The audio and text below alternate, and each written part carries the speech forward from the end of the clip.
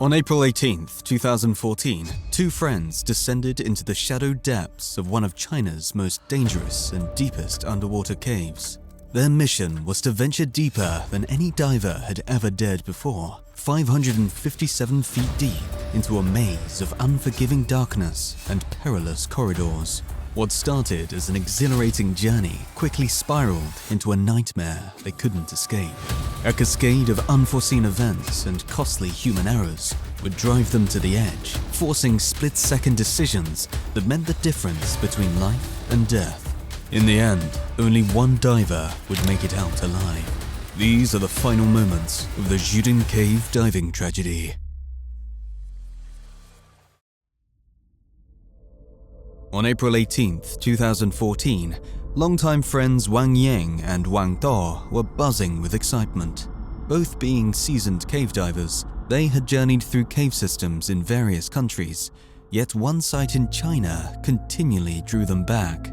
Hidden in China's Guangxi Jiangsu region, Jiudan County is famed for its extensive underwater caves spanning miles beneath the ground. Despite the remoteness of this area, with fewer than 1 million people scattered around the county, adventurers from across the globe flock to this renowned caving mecca. The two best friends had been instantly captivated by the Jiudan Cave from their very first dive. Its lush plant life, intricate rock formations, and seemingly endless tunnels offering a breathtaking experience that's unlike anything else on Earth. Plus, the cave provides two entrances, north and south, each leading into different sections of the system. Yang and Te had grown familiar with both entry points, having completed around 15 dives through the north entrance alone by 2014. With this level of experience, they had set an ambitious plan for the day, one that even the most skilled divers might hesitate to undertake. Among the pair, Yang had the greater experience, with over 400 dives logged, while Te was not far behind with more than 200. Both divers had previously reached depths of 400 feet, a level that required utmost caution. But this dive would push them to new extremes that would test every ounce of their skill and caution. The north entrance's guideline extended to 525 feet, but they planned not only to reach it, but to push another 32 feet further by extending the line themselves. This goal would take them 160 feet deeper than either had gone before, and require them to leave the main guideline temporarily. As you can imagine, parts of any cave appear almost identical, making it alarmingly easy to get disorientated when away from the guide rope, especially in poor visibility. This makes keeping a line in cave diving absolutely crucial, as it helps divers stay aware of their location and direction at all times.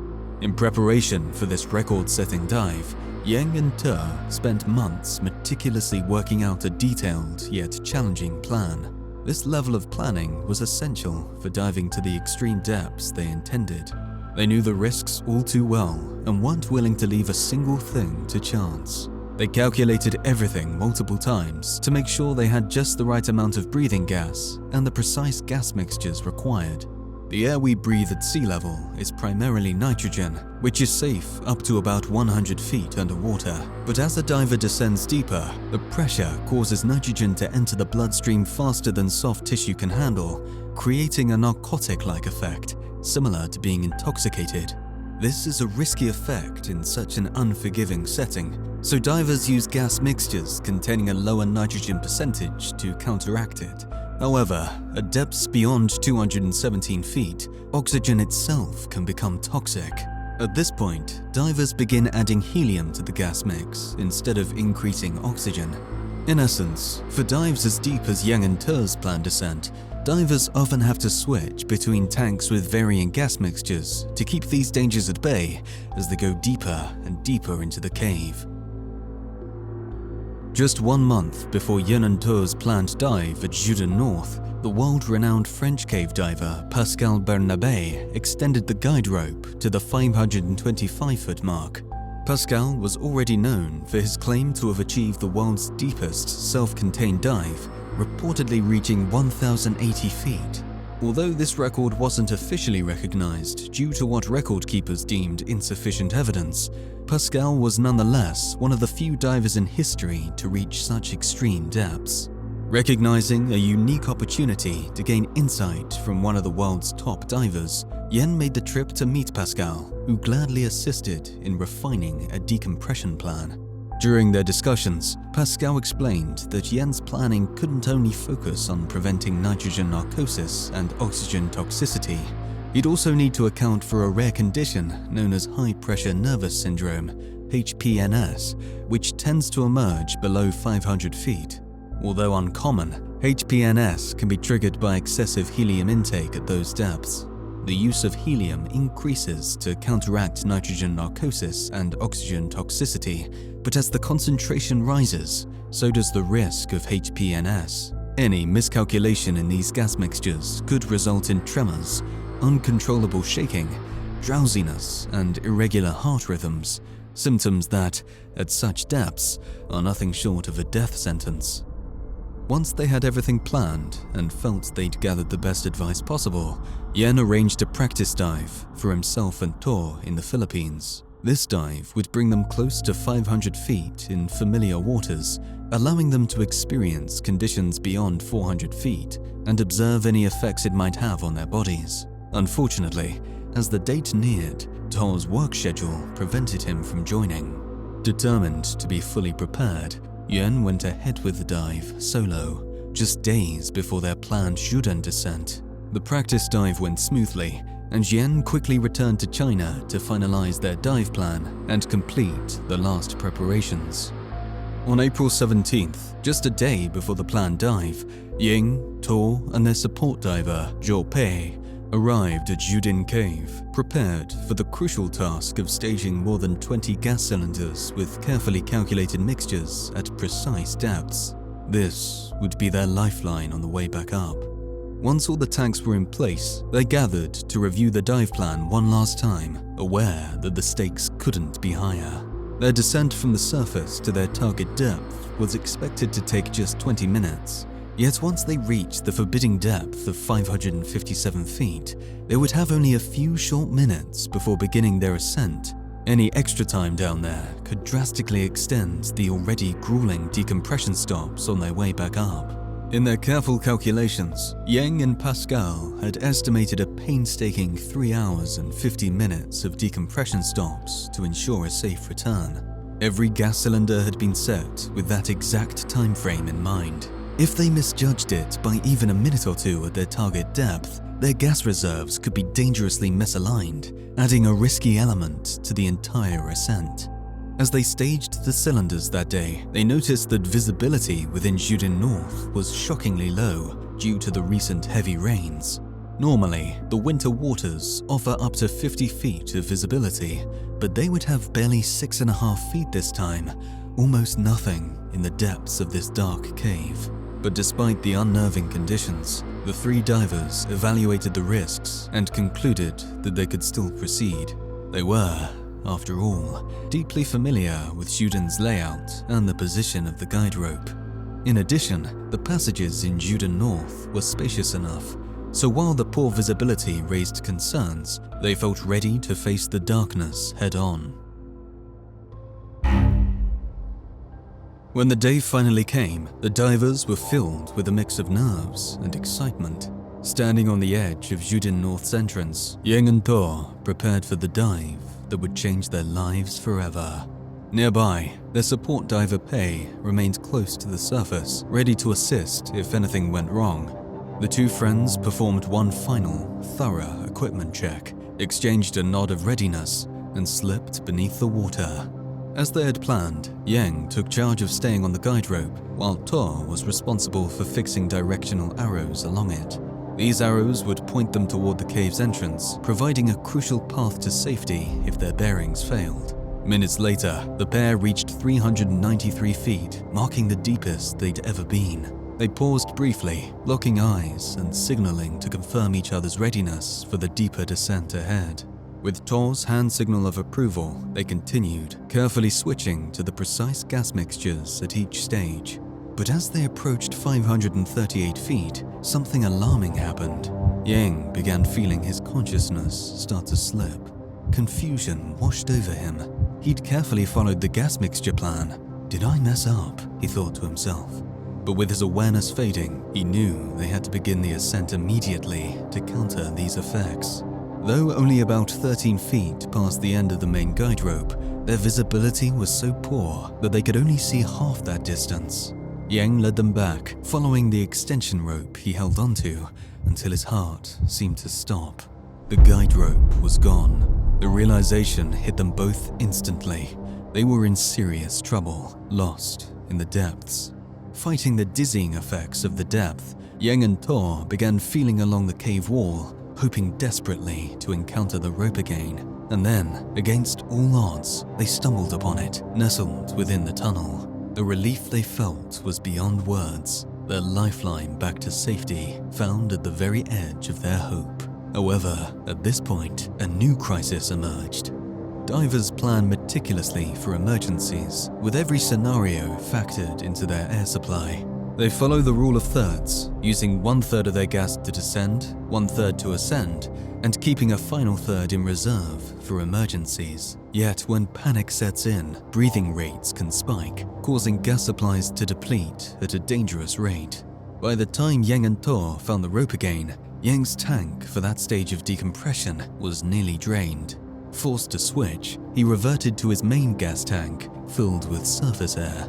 At first, everything seemed stable, but by the time they reached 393 feet, Yang's body began to tremble uncontrollably. The urgency was rising. They had to make it to their next set of staged tanks, but those were still a grueling 150 feet above. Yang believed they could reach them before their air ran dry, but then he glanced down and saw Tor trapped beneath a rock. In the low visibility, Tor had unknowingly swum under a slight overhang, becoming stuck. Yang rushed to help, but as he reached Tor, he noticed his friend wasn't trying to free himself. Instead, Tor was urgently pointing his light toward his neck, signaling that his own air was nearly gone.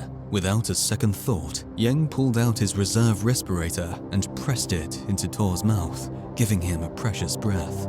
With Tor now breathing, Yang freed him from the obstruction, and together they began their tense ascent, trying to suppress the creeping panic as every second and every breath counted.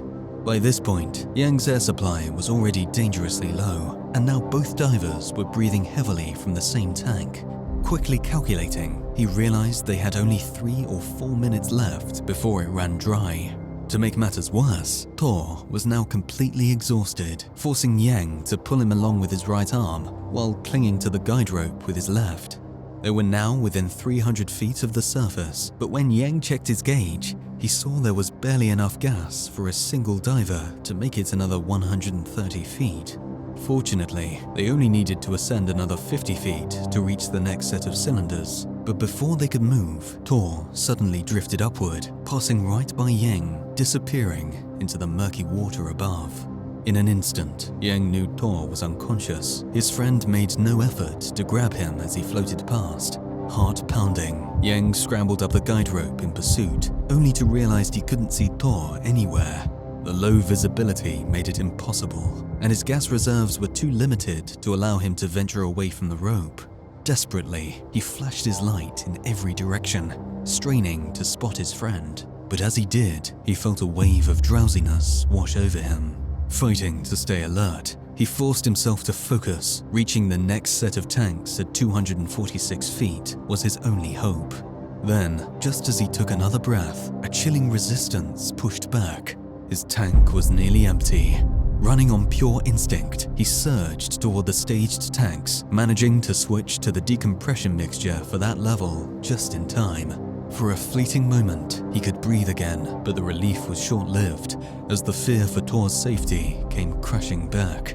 Yang descended along the guide rope into a near-vertical section of the cave. Normally familiar territory, it now felt alien and disorienting, each shadow heightening his dread. But his own condition was worsening. This tank, partially used on the way down, wasn't full. Yang pushed through, but when his pressure gauge showed dangerously low levels, he knew he had to ascend to 187 feet to access the next tank. This next move was a dangerous one. Yang knew the gas mixture in his current tank wasn't meant to be used any deeper than 187 feet, but desperation took over. With no time to dwell on the risks, he descended again, nearly reaching 300 feet, yet still there was no trace of Tor. As minutes ticked by, an unbearable realization crept in. Yang found himself beginning to let go, not just of the search, but of his own will to survive. He caught himself thinking about the eerie comfort that might come with simply letting go, allowing himself to fade out just as Tor had. Then, suddenly, he blacked out.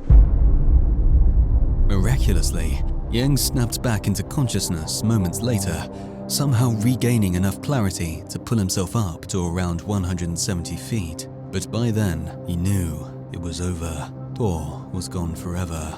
Yang tried to adhere to his decompression stops as he ascended, but his anxiety was boiling over, making each stop feel like a slow-motion nightmare. Eventually, he decided to make a rapid ascent toward the surface, where support diver Pei was stationed, ready to help. Up above, Pei spotted a light cutting through the darkness, moving swiftly toward him. Yang, but he was alone. There was no Tor. As Yang surfaced and switched to a fresh cylinder, he shared the terrible news, and Pei's face twisted with shock and disbelief. In the heat of the moment, Pei seemed to forget he was even underwater. He let out a scream, then turned and rushed down the guide rope to search for Tor himself. But just seconds later, he froze, realization dawning. Yang was barely holding on. Pei shot back up, understanding in that instant that Yang was still very much in trouble. Yang's constant ascending and descending had left his body dangerously teetering between narcosis and decompression sickness, with his condition deteriorating rapidly. With Pei's help, he tried to rest, hoping the dizziness and nausea that gripped him would pass, but it only grew worse. Suddenly, he yanked his regulator from his mouth and began vomiting, his body twitching uncontrollably. They had no choice but to abandon the search for Tor and reach the surface. What should have been nearly 4 hours of decompression stops was cut down to less than 3. When they finally neared the surface, Pei left Yang briefly to get help, then quickly returned to guide him up the last stretch. By the time Yang broke through to the open air, he was in pure agony. His legs throbbed with excruciating pain, and the relentless dizziness made every movement unbearable. Thankfully, emergency responders had arrived just as they pulled Yang from the water. He was immediately carried to an ambulance, while Pei stayed behind to assist rescue divers arriving after the alarm was raised. Yet, with the necessary gas mixtures needing careful planning, the recovery was delayed until the next day. By then, there was no doubt Tor didn't make it. On the morning of April 19th, the first team of divers entered Jiudan North to retrieve Tor, locating his body at a depth of 167 feet. Meanwhile, Yang spent the following days inside a decompression chamber where he eventually made a full recovery. The time spent confined gave him ample opportunity to reflect on the tragedy and what might have gone wrong. By the end of it, Yang had compiled a list of mistakes and oversights that, in hindsight, all contributed to Tor's tragic loss. He realized that these combined factors had created a perfect storm, one that only became obvious only after the fact. Yang came to believe that their greatest mistake had been overconfidence, from which every other error stemmed. Even before the day of the dive, they had set an ambitious goal that was beyond anything they'd previously attempted. Past their previous limit of 400 feet, every additional foot amplified the risks they'd face. Although they followed the correct gas mixtures at each stage, the extreme pressures affected them in ways they hadn't fully anticipated. Even with all precautions, divers can never be completely shielded from narcosis or oxygen toxicity at those depths, which can lead to severe fatigue and impaired judgment. Yang recognized now that both he and Tor had struggled with exhaustion and clouded thinking, caught in a relentless environment that allowed no margin for error. Had everything gone according to plan from that point on, this ordeal might have ended as nothing more than a close call, but the snapping of the permanent guide rope became the final blow. Yang later recalls that both he and Tor were struck by a wave of fear when they realized the rope was missing, yet they managed to avoid panic. This calm under pressure likely saved Yang's life. Still, the shock of losing their guide and the intense physical effort of finding it again sent their breathing rates skyrocketing. While this major setback absorbed all their attention, another critical oversight lurked in the background, one that would ultimately seal Tor's fate. After his body was recovered, an examination of his gear suggested that his death was likely caused by hypercapnia or carbon dioxide poisoning. When air supply runs low, carbon dioxide can quickly build up in the body, leading to disorientation and panic. When Tor signaled to Yang that his gas was nearly out, Yang's tank was also on the verge of empty, so sharing air was only a temporary solution. Tragically, Tor's second tank actually had enough gas to sustain him to the next set of staged cylinders, but with their minds fogged by exhaustion and the chaos of losing the guide rope, Tor had simply forgotten to switch tanks. Reflecting on the events, Yen came to believe that Tor's calmness in signaling for help had likely saved him. Tor didn't panic. He reached for Yang's second respirator in a steady manner, and Yang is certain that if Tor had lost control, neither of them would have ever made it out of that cave alive. If you made it this far, consider subscribing for more videos detailing the final moments of the most horrific tragedies in human history. Thanks for watching.